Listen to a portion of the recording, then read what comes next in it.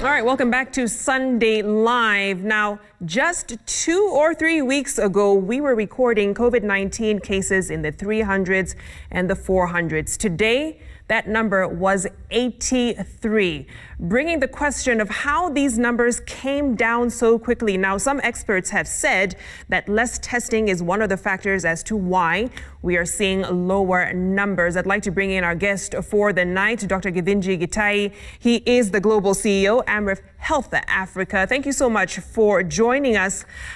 Dr. when you look at these numbers, there's a lot of talk, social media, and just Kenyans in general wondering why the quick and the drastic change in numbers all of a sudden. Well, thank you. Thank you, Victoria, for having me. I think the first thing I'd like to say is obviously we need to celebrate the successes that have been achieved, that we have seen the curve take a downturn so far in terms of the numbers that we are aware of and that we are testing. Secondly is the positivity in terms of the number of positives out of the samples tested. But I think the bit that we need to be open and tell Kenyans is that one is the cases that we have so far, about 36,000, 80% of those cases are from the environs of Nairobi and Mombasa. When you look at the population of Nairobi and the surrounding counties, I'm basically looking at Machakos, Kiambu, and Kajiado, and then you look at Mombasa and you add their population, they come to about 10 million. These four counties are accounting for 80% of the current cases, which tells you that 80% of the population is now, it has a very low positivity rate or very low number of cases, which tells you that actually the curve declining is just an indication of what is happening around Nairobi and in Mombasa. So we need to take that decline with a pinch of salt. But the next thing I want to talk about is the fact that, in my own opinion, other than testing, which has not been adequate, it's been suboptimal, and we have said that before, and I think the government has acknowledged that the testing has been suboptimal for various reasons. The next thing is to consider, who are we testing? I think that if you don't have a robust and efficient tracing of contacts, therefore the test that you're doing may be contaminated by people who are testing voluntarily, and therefore the positivity rate is a combination of people who are low risk because they are testing for travel, and maybe few numbers of people who are traced because they are contacts and therefore highly suspicious, and that could bring down the positivity rate. So we should take these results in the interim with a pinch of salt. Now, you mentioned counties like Mombasa and Nairobi, which had been the hotspots, are accounting for most of the cases. When you look at the whole sample size of the country, it's less than 1% of the entire population. So how can we get a true picture, a true sense of what's really going on in terms of the numbers? The Kenya testing rate now is at about 1%. And I think the 1% of population, if you're following a proper testing strategy, which means that actually the ones that you're referring to are high risk, meaning that you are actually referring to 1% of population that was selected on the basis of risk, not purely mass testing, then you have the correct picture of positivity. Kenya is at about 1%, and I think even Africa CDC's recommendation is about that 1% as indicative. Ethiopia just reached its 1%, around 1% today. I think they hit 1 million tests. So on the test scale, we are not optimal, but we haven't done too badly. The challenge that some of us may consider is, who are we testing? I know there is a time we did mass testing, meaning we're testing people who are low risk.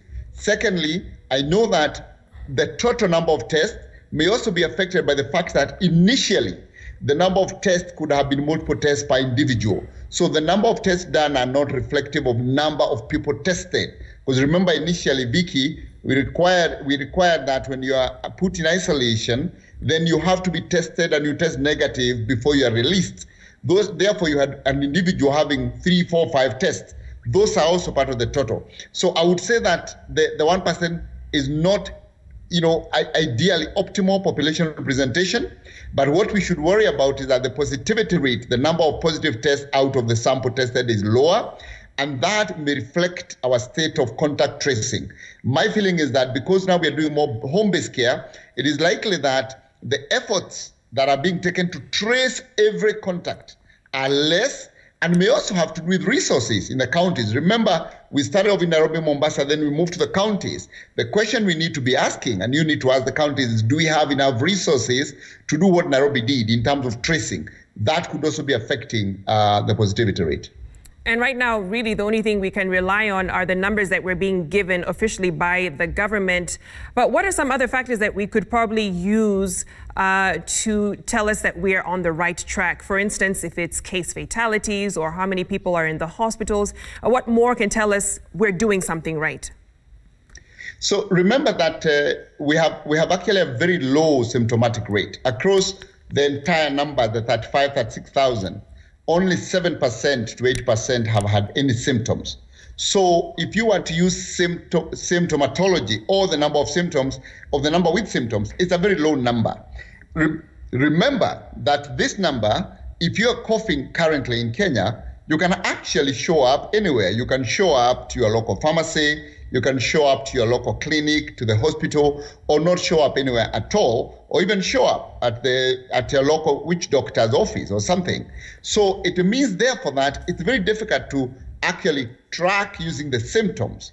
But we are looking at modalities of doing community-based surveillance, where we have community health workers who actually sample households and continuously check who may have had symptoms and take those symptoms and map them to what may be related to COVID symptoms. And then we can have a dashboard, an indicator, kind of an early warning system. The question you're asking is really important because, as I said earlier, if all the cases we have, 80%, are related to only 20% of the population, and yet we know that the other 80% has not had a vaccine, so they're not immune. So we're expecting the virus to spread, though slowly, to that other 80%. And the most important thing is for us to be able to tell when it's spreading, if our contact tracing is lower, is decreasing, is not robust, then we must be able to find a community-based surveillance system that gives us an early warning so that we know. The second thing is some of us have raised the voices around monitoring fatality. Remember that the numbers announced now of death related to COVID are shy of 600. Those are high. I mean, don't want to lose any single life has value. So we don't lose anybody. But remember that these are cases that have died while they were known to be positive. Community deaths, people who die at home, are not necessarily taken to a hospital. They're taken to the police and they go to the mortuary.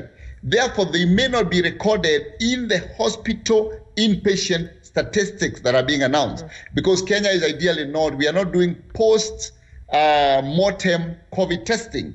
So we also need to look at total death monitoring by combining hospital deaths and mortuary deaths, which may reflect community deaths that are taken to the mortuary and are not tested, so that we can start to track whether we are having what we call excess mortality from what is being recorded.